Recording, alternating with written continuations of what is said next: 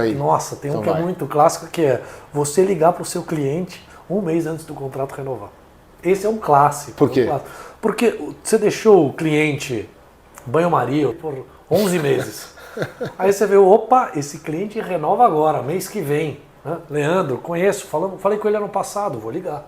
E aí o seu contrato vai renovar, vamos renovar? Você fala, olha, não tive suporte, tentei ligar para vocês, estou com problema no faturamento, não entendi direito como usa a solução. Aqui, perdeu, acabou.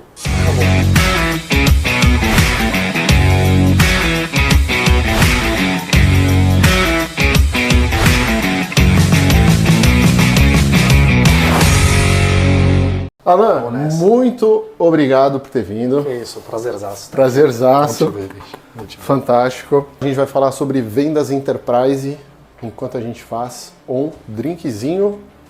Qual? Especial, Negroni. Negroni. Meu preferido. Fantástico. Eu adoro o Negroni também. Eu vou colocar o aventalzinho em você. Justo, justo. Por favor. Entendeu?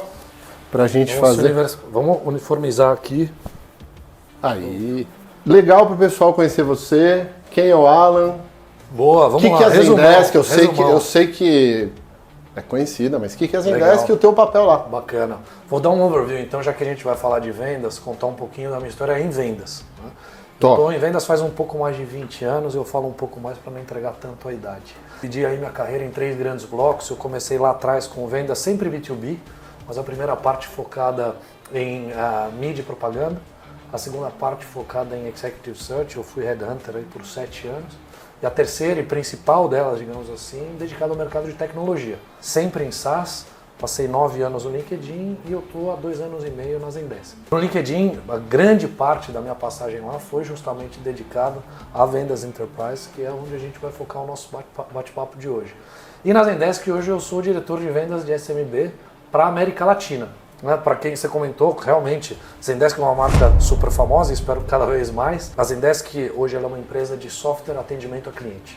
Então ela se pauta principalmente no princípio de atender ao seu cliente em qualquer canal, independentemente do canal que ele queira.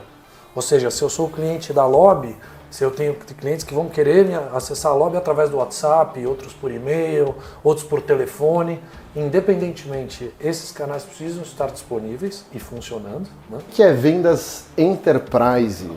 Fazer uma definição bastante simplista das vendas enterprise. Vendas enterprise são vendas para grandes clientes ou com alto nível de complexidade no seu ciclo de vendas ou seu ciclo de compras, no caso do teu público final. E quais os desafios? Para vender para enterprise. Quanto tem nessa garrafa aí? Vou fazer o seguinte, eu vou pegar o gelinho. Boa, vai lá. Para fazer o rolê. Qual o desafio da venda enterprise para um time, por exemplo, dentro da Zendesk? Legal, bacana. Quando a gente pensa na venda enterprise, de novo, ela é uma venda complexa porque você tem uma série de stakeholders com um processo interno do teu cliente muito bem definido e que você precisa aprender a navegar esse processo para conseguir posicionar o seu produto ou a sua marca. Né?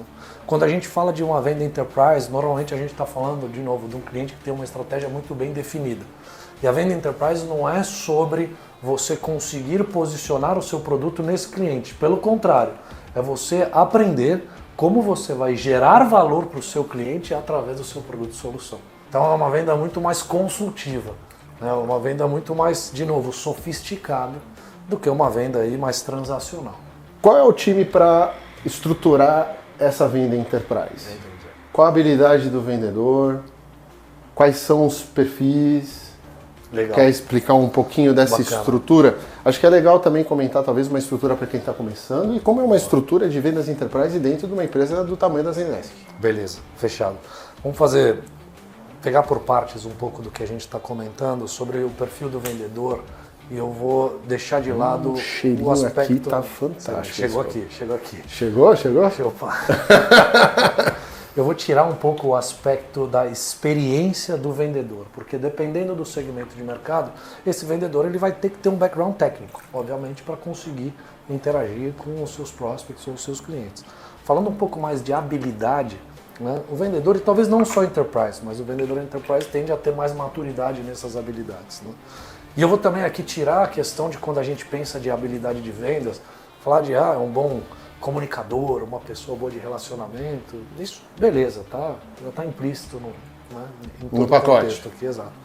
Diria que hoje, quando eu olho uma equipe, ou quando eu vou montar a minha equipe de vendedores, eu penso em 4 características. A venda é uma disciplina que ela evoluiu muito ao longo dos últimos 20, 30 anos. Então ela tem muita tecnologia embarcada, ela tem muito detalhe hoje que foi analisado e aprimorado.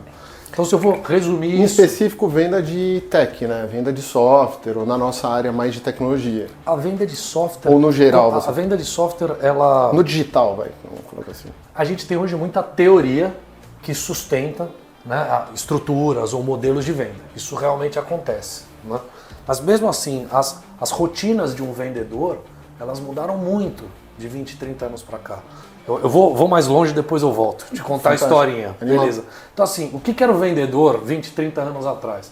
Então ele era uma pessoa que tinha excelentes habilidades de comunicação, persuasão, relacionamento, que tinha um produto ou um serviço e basicamente o papel dele era levar aquilo ao mercado de uma forma super analógica. Lista de telefone, guia 4 rodas, né? Então dependendo, se alguém for mais velho vai lembrar disso. Né? Gastar sola de sapato. O que era? Era aquele livrinho com telefone Era e saia ligando regionalizado? Você tinha a lista, né? E você tinha o guia 4 rodas, que era o mapa de São Paulo, porque quando você ia fazer as suas reuniões e você não tinha o seu Waze, você precisava chegar na reunião de algum jeito. Entendi. Ou você era um mestre aí que conhecia todas as coisas de São Paulo, você precisava daquele livrinho, você comprava a edição nova todo janeiro. Era isso. Enfim, mas daí você pegava, você era uma excelente pessoa de novo, relacionamento, persuasão, comunicação. E você saía para vender esse produto e serviço, você fazia isso em grande volume. Quando você era uma pessoa que fazia isso muito bem, o seu chefe, o supervisor chegava para você e falava, eu vou te promover. Porque eu quero que você ensine as outras pessoas a fazerem como você faz e o que você faz. Então eles tentavam criar clones, digamos assim, de vendas. Só que, de novo, o processo de vendas ele é super complexo, amplo. Né? Ele não é complexo, ele é muito detalhado. E esse vendedor começava a patinar. Eu falo da evolução, do amadurecimento de vendas, e aí quando a gente fala da tecnologia, se teorizou muito isso na tecnologia, a gente começou a dividir o processo de vendas em pequenas caixinhas. E a gente criou especialistas em cada uma dessas caixinhas. Pré-venda, revenda, é o account manager, tem o CSM. E aí com essa especialização o processo ele fica muito mais robusto e fica muito melhor, fica muito mais agradável para o cliente ou para o stakeholder final. Né? Então, só um pouco da história de vendas, pegando aí de novo, 20, 30 anos atrás. Então hoje você já tem esses times. Falando de habilidade. Bonito, hein? Calma, Bonito. Que tem o grande finale. A venda ela ficou muito mais especializada. O vendedor em si tem essas habilidades que são essenciais. A comunicação ainda é essencial. Ser uma pessoa boa de relacionamento é essencial. Algo de persuasão é importante também. Existem 4 pontos, de novo, que eu vejo como cruciais. Então, o primeiro deles uma pessoa tem que ser organizada. Porque o processo de vendas, por ser tão cadenciado e ter tantos detalhes, a pessoa ela tem que saber como colocar eles em sequência. Esse é o ponto número 1. O ponto número 2 é a questão do planejamento. Né? Se liga aqui tá que bonito. vai dar. Não, calma, eu vi no YouTube, dá um gostinho na skin. A laranjinha. Calma, isso. Tá bonito aqui. Aí coloca aqui dentro. Vê aí. Que é isso? Tá bonito, bate-papo de vendas Enterprise. Eu vou esperar o seu pra gente brindar? Esse é você é o especial hoje. Saúde todo mundo. Saúde. Aqui.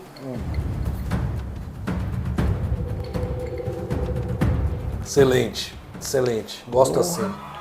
Aí muito sim. bom. Agora o papo vai. Então, de novo, quanto tem na garrafa? Dá pra até sentar. Quer sentar? Vambora, então, vamos nessa. Olha, o cheirinho tava tão bom que eu vou fazer um pra mim também. Não posso beber sozinho. Ótimo. O que a gente tá falando? A gente estava falando um pouco das habilidades. Isso. Né? E da especialização, né? Exato. E eu comentando, destacando um pouco as 4 principais habilidades que eu vejo hoje para o vendedor de sucesso. Né? De novo, o processo ele é muito cadenciado, os ciclos de vendas cada vez mais complexos. Então, a organização ela é essencial. Segunda questão é o planejamento. Né? Então, hoje, quando a gente fala em times de vendas, Normalmente, quando um vendedor chega numa equipe, ele tem um portfólio e uma meta. Então ele tem que fazer daquele território uma limonada, né? Daquele limão uma limonada. E aí eu sempre brinco, eu tenho uma filha de 6 anos que o desenho preferido dela é a Alice, no País das Maravilhas, que eu já vi mais de 100 vezes. E tem uma hora no filme que a Alice encontra o gato e ela fala assim, pra que lado eu vou? E o gato fala, pra que lado você quer ir? Ela fala, não sei. E aí o gato fala, se você não sabe para onde você quer ir, qualquer caminho serve. Para o vendedor isso se aplica 100%. Então quando você começa um ciclo de venda, seja numa nova empresa ou um novo ano fiscal, você tem que olhar o seu território e criar as hipóteses que você vai testar para entender se aquelas iniciativas vão surtir o efeito que você precisa, que é efetivar a tua venda e bater tua meta, ou entregar o teu resultado. Terceira habilidade é a disciplina. Venda não é um trabalho fácil. Precisa de muita repetição, principalmente no começo. Seja o começo de carreira, seja o começo do ano fiscal de novo, seja o começo de uma nova empresa. Então essa repetição, inclusive para você ter uma amostra para saber se aquela estratégia funciona ou não, ela é fundamental. A quarta habilidade é uma questão de aprendizado contínuo. O vendedor sempre se aperfeiçoando. Parece um papo leve, mas não, isso é fundamental. Te dou um exemplo rápido aqui também para a gente não se estender muito no assunto. Mas o Fórum Econômico Mundial, ele publica um relatório sobre o futuro do trabalho, demandas e aí por diante. Na penúltima versão que eles publicaram, eles trouxeram que a vida útil de uma habilidade ela era de 30 anos. O que isso quer dizer? Então, quem se formou na década de 90, 80 ou antes disso, o que você aprendeu na faculdade, teoricamente era suficiente para você exercer uma profissão até você se aposentar, ou próximo disso. Faz sentido. Hoje em dia, a vida útil de uma habilidade é de 6 anos. Caramba. Ou seja, se você não se reinventa, se você não continua aprendendo a se desenvolver, você facilmente se torna obsoleto e o mercado te marginaliza, fato. Então isso definitivamente, essa busca por conhecimento ela é extremamente importante. Né? Eu falo que a curiosidade legítima ela é extremamente importante. Não, total. Isso é o fundamental, né? Essencial. Exato. Hoje em dia, com tanta informação que a gente tem, ser curioso, Exato. você consome o que você quiser. O conteúdo ele é vasto, mas você tem que se organizar para que a curadoria ela seja assertiva. Voltando para aquilo que a gente começou no bate-papo da conversa, como eu me preparo para que eu possa atender um cliente enterprise de forma consultiva. Né? Então eu tenho que tirar as distrações em termos de conteúdo que existe para buscar aquilo que realmente vai gerar um diferencial ou vai despertar a atenção e o desejo daquele cliente de me ouvir e falar sobre a solução ou o produto que eu tenho para vender. Animal. 4? Tem mais uma? Tá bom, não? É isso. Tá isso. E como que é a estrutura hoje do teu time na Zendesk? Hoje, se você for pegar entre diretos e indiretos, a gente tem uma estrutura que colabora de mais ou menos 40 pessoas. Né? Com você? Exato. Né? Então é uma estrutura América Latina, então tem times, tem um escritório no Brasil e tem um escritório no México. A gente tem a estrutura de pré-vendas, técnica, de XDR, né? SDR, BDR, vendedores, também toda uma estrutura de suporte pós-venda para atender esses clientes. Animal. E a geração de demanda? Acho que é um assunto que podemos tocar. O que tu acha? Nossa. Vamos... Para essa galera toda ter trampo. Geração de demanda é um assunto bastante amplo e super na moda, digamos assim. O que mais te chama a atenção quando você fala de geração de demanda? Sei lá, para dar uma focada no papo aqui. A tua estrutura é só aquisição, tem retenção também? Não, então a gente tem... isso é um ponto interessante, eu tenho visto algumas estruturas. Eu cuido de novas receitas, vendas para novos clientes e novas vendas para clientes existentes. Animal. E existe uma outra estrutura que é responsável pela manutenção e renovação de contratos. Ok. Então, e essas são Cai o chapéu de outra pessoa. Exatamente. Qual é o nome dessa área? Renovação. Né? Renovação? Exato. Renovação, renewals em inglês, alguma coisa nesse sentido. Entendi. A estrutura de aquisição de novos clientes. Como é a geração de demanda para essa galera ter trabalho? Legal. E como é o balanço disso? Então, de uma forma bastante objetiva, a gente tem o equilíbrio do modelo de inbound e de outbound, ou seja, todos os nossos esforços de marketing e comunicação alimentando o topo do funil. Então, e isso faz com que a gente faça toda a regra de qualificação para que o lead que chegue no vendedor seja um lead que tenha uma tendência ou tenha alguns critérios que nos levem a crer que existe ali um potencial de compra que precisa ser aprofundado. A estrutura outbound, ela depende do próprio vendedor para que ele busque as suas contas e faça os seus contatos e gere as suas oportunidades e finalmente converta em novos negócios. Né? De forma bastante objetiva é isso. Hoje o grande desafio é conseguir montar uma estrutura de outbound eficiente. O que isso quer dizer? Como eu tenho um time e quais são as melhores práticas, quais são os plays ou quais são aqui os scripts que eu vou usar para conseguir me diferenciar e fazer com que o meu stakeholder, o cara que eu queira vender, a pessoa que eu queira vender, ele me atenda e não atenda o meu concorrente. Ou ele esteja usando o meu concorrente e então bate-papo comigo. Essa questão do outbound hoje é um desafio. É um grandíssimo desafio. Qual é o desafio dentro aí? É ter atenção de quem é o decisor, conseguir o contato. E também tem o pré e pós-pandemia também, que acho que mexeu um pouco nesse E acho que é exatamente mercado. esse o desafio. Ou seja, o outbound ele sempre fez parte do processo de vendas. Né? Ele sempre existiu. Aliás, quando a gente estava falando aqui de guia 4 rodas da venda de 20 anos atrás, praticamente só ele existia. O inbound era através de uma ligação que você tinha que anotar o recado no papel ou você tinha um vendedor lá pronto para fazer aquela venda naquele momento. Né? Ou era alguém entrando na sua loja, por exemplo. Existia essa questão tecnológica. Tinha e-mail tinha, vai. Era menos. O e-mail existia. Exato, beleza, vou te dar isso. O e-mail com certeza existia. Tá bom. O tempo de resposta ele era muito menor e o volume também era impressionante menor. Hoje, com o modelo que a gente tem de funil, os volumes são muito maiores e os tempos são muito mais rápidos. A gente mede a taxa de conversão se você responde um lead que te mandou um contato nos primeiros 5 minutos depois que ele te mandou um contato, você liga para ele, nos primeiros 30 minutos ou um dia. Então assim, a diferença de conversão de quem você responde em 5 minutos para quem você responde em um dia é brutal. Bizarro. É brutal. É impressionante. A resposta pode ser no WhatsApp ou ligação? WhatsApp, ligação, E-mail, que ser, responder em 5 Naquele minutos. momento que aquela pessoa mandou uma mensagem para você, ela está com uma dor que ela entende que o seu produto ou solução atende. E ela tem uma sede de conhecimento a respeito da tua empresa. Cara, supre aquilo na hora. Né? Que a possibilidade de converter é muito maior. O tempo vai passando, ela esqueceu daquele problema específico e teve algum outro, ela já pesquisou os seus concorrentes, ela recebeu uma indicação e aquilo vai ficando cada vez menos relevante, menos urgente para ela.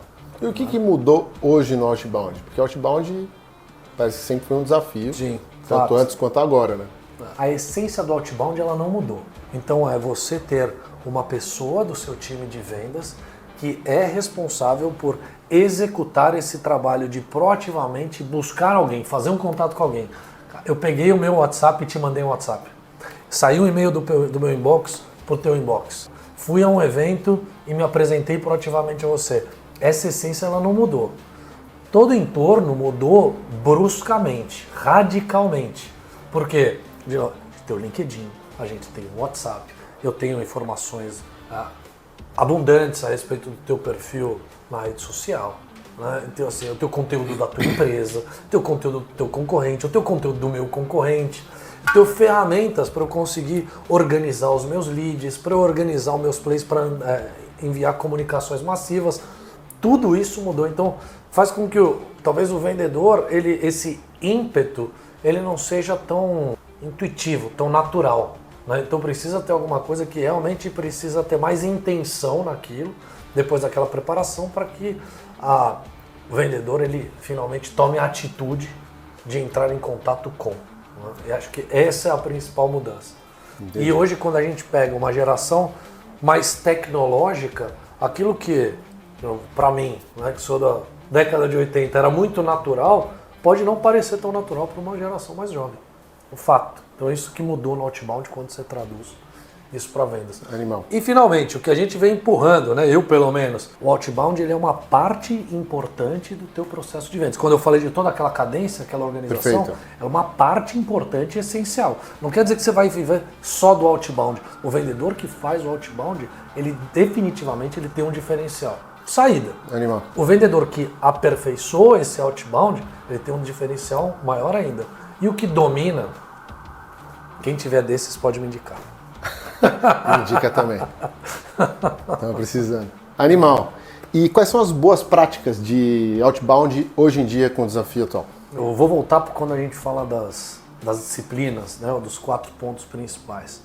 Só um comentáriozinho. Vai lá. O que eu tenho visto em relação ao outbound é que os canais estão saturados. Sim. É uma briga por atenção. Muito difícil conseguir, sei lá, uma resposta no LinkedIn ou no e-mail. Ou alguém ter a tua atenção e você responder. Diante desse cenário que você falou, é LinkedIn, é WhatsApp, é Instagram, tem um mundo aí que a gente recebe de informação e tem que filtrar, e cada vez mais a gente está tentando meio que se afastar do digital e viver mais o presencial, né? Então, dado esse cenário, isso também influencia para a gente achar outras abordagens? Qual a prática hoje, assim? Para resolver definitivamente, desvendar esse enigma. Super, definitivamente influencia. A boa prática é a customização. Ou seja, se eu vou buscar alguém, principalmente quando a gente fala de novo no cenário de vendas enterprise que a gente começou na nossa conversa, a customização eu tenho uma mensagem que mostra a minha preocupação em pesquisar o meu interlocutor e criar uma hipótese daquilo que eu tenho ser significante ou relativo para ela. E aí a grande dúvida, voltando dos desafios outbound, como é que eu faço essa customização em escala? Porque teoricamente não adianta eu fazer isso com uma empresa. Se eu estou começando, e principalmente se eu estou falando de prospecção, eu tenho que colocar 10, 20, 50, 100, 500 e 1000 empresas no meu funil. E como é que eu consigo então fazer esse trabalho de customização, ou seja, mandar uma mensagem que mostra que eu tive uma preocupação em fazer uma pesquisa em relação àquele stakeholder, a empresa, o segmento de mercado, qualquer outra coisa, e ao mesmo tempo eu consigo tocar várias pessoas. Esse eu diria que é o principal desafio. Animal, customizar. Exato. Em todos os canais. Toda a estratégia de touch point ali que você tem para conseguir óbvio, né? a atenção do teu buyer ali. Quanto mais relevante um canal, maior a customização. Obviamente que uma customização, talvez por e-mail, ela é importante. Quando a gente pensa numa estratégia de comunicação por e-mail, já se espera uma taxa de retorno menor daquele canal. Okay. Na sua grande maioria das vezes.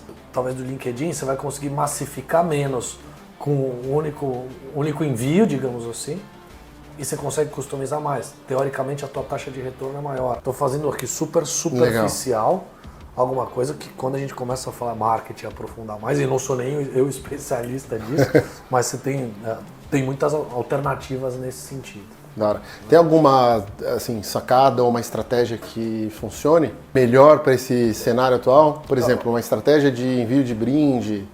Vou te contar uma história, essa é interessante. Um vice-presidente no LinkedIn, e eu estou falando isso de poucos anos atrás, que ele usava uma estratégia quando ele precisava chegar num executivo pouco acessível, de mandar uma carta para o executivo. E-mail recebe de monte, WhatsApp recebe de monte, a própria mensagem no LinkedIn ele recebe de monte. Ele não deve receber mais carta. Eu não recebo nenhuma carta. Eu também. Hoje a concorrência é baixíssima na caixa postal. E se eu recebo uma carta, eu vou pelo menos eu vou ter a curiosidade de abrir para ver o que tem lá dentro. Né? Um e-mail, se eu olho no título, a probabilidade de eu passar batida é muito maior do que abrir uma carta. Se a gente pensa no presente, o impacto disso ele é infinitamente maior do que a carta em si. Né? Você tem a carta, você sabe o que esperar, um pedaço de papel com uma mensagem. O presente, você não sabe o que esperar, você tem um elemento de surpresa aí que gera um interesse, uma curiosidade ainda maior. Então acho que faz todo sentido. E a gente estava falando do perfil, vamos mover o assunto aqui para o perfil e habilidade do vendedor. Quem é esse vendedor, o perfil dele? Tem o negócio do cenário pós-pandemia, que começou a venda mais remota. E também eu quero saber, curiosidade de como que está hoje em dia as reuniões agora indo para o presencial, qual o impacto disso no relacionamento. Realmente teve uma disrupção muito importante numa parte essencial de venda, que é a questão do relacionamento. Então, a gente fazer um Zoom e a gente tomar um Negroni gera conexões completamente diferentes. Verdade. E isso, né, é 100% aplicável ao mundo dos negócios, reuniões. Só que quando a gente pensa que a gente ficou 2 anos em casa, o esperado ele estava limitado a um computador, talvez a gente pegava uns ring lights, alguma coisa assim, e fazia aquelas reuniões por Zoom, que eram reuniões muito bem determinadas. Tinha um começo, meio e fim. Eu tenho 1 hora para falar da minha solução e você tem 1 hora para ouvir dela. E quando você desconectar, você vai lavar roupa, vai levar o cachorro para passear, vai cuidar do seu filho. Então, muito finito. O presencial, ele é mais solto, digamos assim, ele é mais relaxado, ele é mais imprevisível no sentido de você poder conhecer mais a pessoa, você criar uma conexão mais forte, digamos. Quando a gente volta agora pro pós-pandêmico, digamos assim, o legado da pandemia, ou desse 100% online, ele ainda fica. E os vendedores que se predispõem a sair do Zoom e ir fazer essa reunião presencial com o cliente, eles acabam então tendo níveis de índices de resultado muito melhores, justamente porque eles criaram conexões diferenciadas. Em especial na venda enterprise, né? Definitivamente. Tem aquela questão, né, que às vezes eu converso com o meu time que mas o meu cliente não está presencial. Existem empresas que têm hoje uma política remota. Não tem problema. Toma um café, almoça, toma um Negroni, traz ele aqui no escritório. Ou seja, você tem N ferramentas para criar esse tipo de conexões. Voltando para o presente, o caso do presente que a gente está falando, é justamente a experiência. Então, essa experiência cria um interesse, desperta um desejo do stakeholder, ele sair da rotina, ele quebrar status quo para te receber e te ouvir. Exatamente. Aí ele vai, recebe o presente e, deixa eu responder o e-mail lá que não respondi os últimos 5 que eu recebi. Olha, eu vou te indicar para alguém da minha equipe que vai fazer isso. Olha, realmente, porque vem um negócio que nasceu para dar errado, entre aspas, porque assim, você ligar para um cliente e aquele stakeholder que tem o poder de decisão precisa da tua solução e tem o budget aprovado naquela hora, é muito pouco provável. Por isso que o relacionamento também é importante, né? Então esse presencial, eu vou te indicar para a pessoa que é responsável sobre isso, ou eu vou te considerar quando esse tema for o mais relevante, te dou um calendário de quando isso é relevante, te falo quando eu vou fazer o meu orçamento. Isso aqui são esses hacks de vendas que a gente estava falando daquele, que o vendedor ele precisa se organizar, se planejar e monitorar. É isso que faz toda a diferença. Animal. Tem algum livro para indicar para o vendedor enterprise? Eu tenho um livro que eu gosto muito, de um cara chamado Fred Kaufman. Ele é um contador, ele é argentino. Ele escreveu um livro chamado Conscious Business. E quando eu li esse livro, para mim virou uma chavinha. Eu justamente era um vendedor enterprise. E a parte que mais me marcou desse livro é a questão de você ser intencional naquilo que você faz no seu processo de vendas. Por quê? Porque você, quando a gente pensa na venda enterprise, voltando para a customização, legal, eu quero vender para o Leandro, mas o que eu quero vender? Por que eu quero vender? Como eu quero vender? Por que o Leandro compraria? Quando ele compraria? Em que situação ele compraria? Tem alguma outra coisa que ele compraria, não de mim, mas do meu concorrente? Ou seja, quando você faz esse mapa, né, esse account planning, né, o planejamento de conta, você vai nesse nível de detalhe, você está muito melhor preparado para aquele tipo de situação. E você tem que ser muito intencional para isso, e é o que você falou. Quantos WhatsApp você não recebe por dia? Quantos e-mails você não recebe por dia? Quantos clientes você não tem na tua carteira e você precisa ligar? O fácil é você fazer o quê? Mandei 100 e-mails para todo mundo. Vamos ver quem responde, pescar de rede. Né? Ou vou mandar o WhatsApp, a pessoa não me respondeu, não vou responder, não vou escrever para ela. Agora, se eu monto uma estratégia intencional para chegar até você, o potencial de conversão que eu tenho ele é infinito. E a conversão, de novo, não é vender. A conversão não é vender, a conversão é eu entender se a hipótese que eu criei, ela efetivamente se prova real e gera uma oportunidade de negócio. Por quê? Se às vezes eu desenhei aqui a hipótese, testei ela contigo e eu vi que não deu certo, tá tudo bem, porque a minha estratégia ela funcionou. Eu já te tiro da minha prioridade, do meu planejamento lá atrás, e vou pro próximo. Mas de uma forma muito consciente, entendeu? Então quando a gente pensa no processo de venda enterprise, tem uma questão que a gente fala do multithreading. O que é isso? Eu não posso me ater ou me satisfazer com um único ponto de contato. Preciso ter vários dentro da organização. Puxa, se eu vendo para marketing, legal. Talvez eu tenha que entender a cabeça de finanças em relação aos investimentos de marketing. Né? Tu considera isso um erro clássico de um vendedor enterprise Clássico. que está começando? Cara, assim... Quais são os erros clássicos esse é um ótimo, de vendas enterprise? Tem uma frase que eu ouvi que assim, esperança não é uma estratégia. Traduzir, por que eu estou falando isso? Essa é boa. Porque eu vou ligar para você, eu tenho contato contigo. A pessoa sai da empresa. Exato. Né? Então assim, olha... mas o Leandro ele vai fechar comigo, porque ele é gente fina, ele entendeu, ele precisa.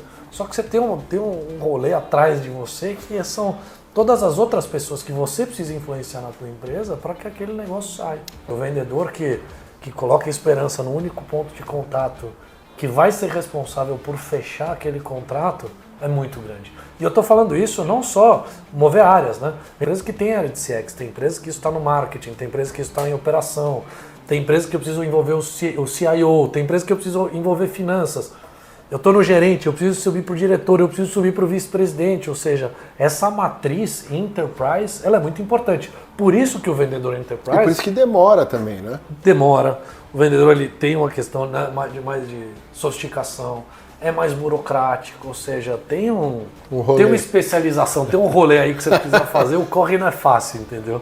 Quantas empresas, leads, não sei como que você chama, contas, pessoas, que um vendedor, na estrutura de novos clientes, ele consegue fazer um bom trabalho. Porque senão o copo dele fica muito cheio, ele não vai dar atenção suficiente para conseguir isso é um tocar ponto, o rolê. essa questão de tamanho ideal de carteira. Quando a gente fala qual que é a complexidade, não só do teu processo de vendas, mas também da adoção da sua venda. Né?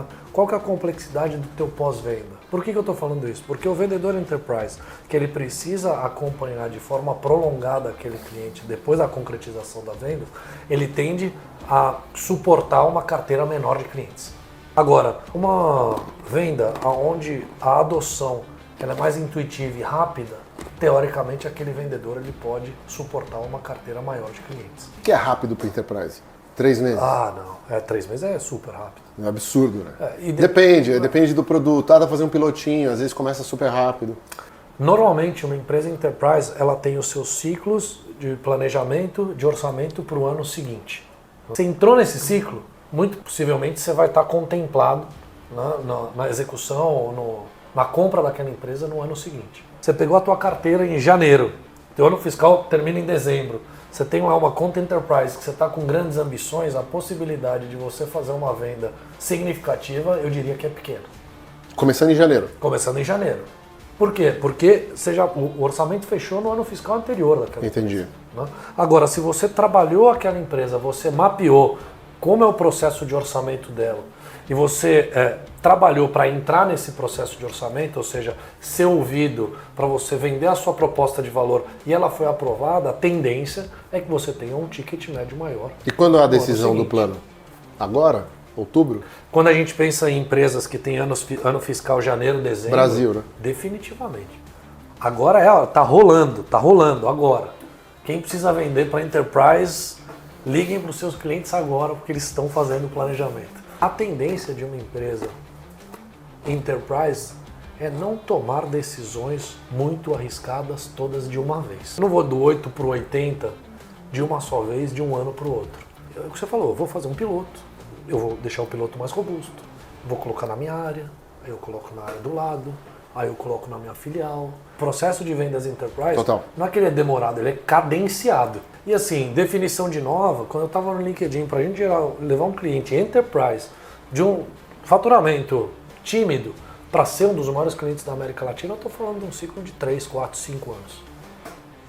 Por quê? De novo, Caramba. ele é cadenciado. Okay. Óbvio, mas o vendedor, e quando a gente faz o planejamento de meta, eu vou falar, eu vou incrementar, eu sei qual que é o potencial. Eu sei qual que é o potencial de compra daquele cliente, mas eu sei que eu tenho uma escadinha, então eu vou projetar minha meta para tanto no ano seguinte, tanto no ano seguinte, tanto no ano seguinte, para que finalmente eu realize todo o potencial que aquele cliente tem. Né? Para a base, muda aí o número da carteira? Tem alguma dica, algum indicador? Qual é o olhar para a base? Né? Sim. Então, agora, assim, porque na base não vai demorar tudo isso.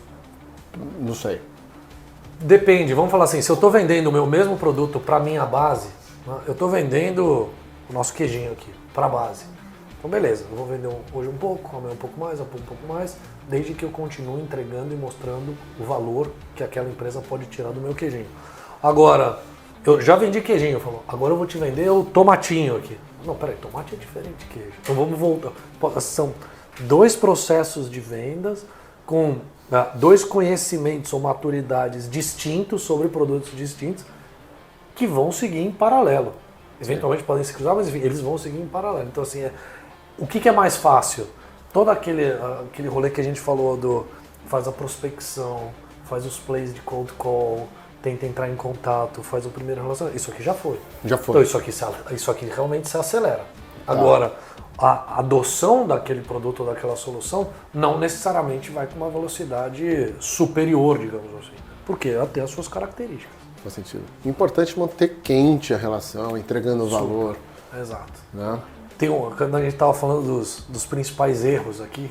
Qual é o clássico aí? Nossa, tem então um que é muito clássico, que é você ligar para o seu cliente um mês antes do contrato renovar. Esse é um clássico. Por quê? Porque você deixou o cliente banho-maria, ou você deixou ele no modo soneca aí por 11 meses. Aí você vê, opa, esse cliente renova agora, mês que vem. Né? Leandro, conheço, falei com ele ano passado, vou ligar. Ô Leandro, tudo bem? Lembra de mim?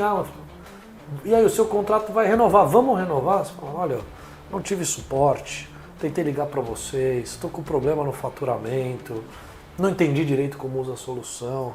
Aqui, perdeu, acabou, né? Então assim, aqui começa o seu trabalho de manutenção para a venda que você realmente vai fazer. Que pode, se a gente está falando desses ciclos de planejamento, vai demorar 13 meses, no mínimo. Essa dica é de ouro, hein? E é o básico, né? Quando a gente fala assim, é o básico. Quem nunca? Então você dá aquela pingadinha, a manutenção, ela é extremamente importante. E não precisa ser uma manutenção com intensidade. A gente falou do presente, vou voltar para o presente, ou seja, essa questão da lembrança, do contexto, né, da atualização. Ela é muito Comemorar importante. com o cliente o sucesso dele na jornada. Exato. Muito importante então, para manter no lado essa ruim e relação. no lado bom do lado dele. Então esse é outro erro básico aí que eu lembrei que vale a pena anotar. Outro erro clássico. Tem? É não mapear o processo burocrático do cliente. Legal, porque uma coisa é você pegar e falar assim, ó, fechou, você fala, fechou, quero comprar de você, tá tudo certo, vamos avançar para assinar o contrato. Fantástico. Aí o vendedor vira pro gestor dele e fala, aquele contrato vai fechar, deu certo, vou bater minha meta. Aí você vai ligar, falar com compras, ou com o jurídico, ou com o financeiro. Aí vem outra sabatina aí. Aí ele vira e fala, olha, o nosso processo aqui, para até conseguir assinar e ter todas as aprovações, é de 60 dias. Você fala, mas hoje é dia 30 de novembro, eu estou esperando esse contrato para bater a meta desse ano. Não vai rolar. E tem um outro trabalho, que daí você começa com um trabalho, que era o que você não precisava ter, se você tivesse a organização e o planejamento que eu falei, que era justamente de ligar para Deus e o mundo e tentar convencer os times do cliente de compras, finanças, legal, que você precisa daquele contrato urgentemente. Eles são muito menos sensíveis aí aos seus apelos, até porque você não tem um relacionamento com essa galera. Mas algumas vezes rola, algumas vezes dá certo. Outras não dá certo e eu já vi muito vendedor perder venda por causa disso. Mais um, vou falar mais um. 4. Um erro básico também, já lembrei aqui. O vendedor, lembra que a gente estava comentando sobre a questão de customização, o vendedor se preparar para uma reunião? Então, o quanto eu entendo do meu stakeholder, da empresa, do mercado, concorrência, por incrível que pareça, você tem o vendedor que ele tem uma carteira de clientes X, e essa carteira ela é diversa. Ela tem clientes de vários segmentos de mercado, por exemplo. E ele sai ligando e vai conseguindo marcar algumas reuniões. Chega na reunião, sem preparo nenhum. Sabe que a marca fala, eu sei que a Lobby faz brinde. Tá bom, que mais? Não sabe mais nada da empresa. Puta, isso é... E aí começa, e aí começa a reunião fazendo assim, me conta mais do que sua empresa faz. Acabou ali o relacionamento, acabou ali a reunião. Quer dizer, se você não sabe o que a empresa faz, teoricamente você não deveria estar ali, você deveria estar lá aprendendo sobre a empresa, porque a partir desse aprendizado é que você vai criar a sua hipótese do valor que a tua solução ou produto pode gerar para finalmente você fazer a apresentação para essa pessoa. Perfeito. E esse erro de novo, esse acontece direto. E para quem quiser te seguir, rede social... LinkedIn, super disponível, por favor. Meu LinkedIn é Alan Schulte. Tô lá, entrem em contato, me sigam, mandem uma mensagem. Vai ser um prazer continuar essa conversa com vocês. Alan, prazerzaço. Cara, prazer é muito meu. obrigado, papo demais. Boa, conta comigo. Espero voltar mais vezes aí. Para quem estiver assistindo, que eu puder ajudar, estou super à disposição. ótimos aprendizados. Ó, você aí, gostou? Comenta, dá like, coraçãozinho, compartilha aí com teu time de vendas. Os erros clássicos aqui, ó, assim, ó, foram na ferida. Tá bom? Boa. Obrigadão, Alan. Valeu. Um abraço. Isso aí.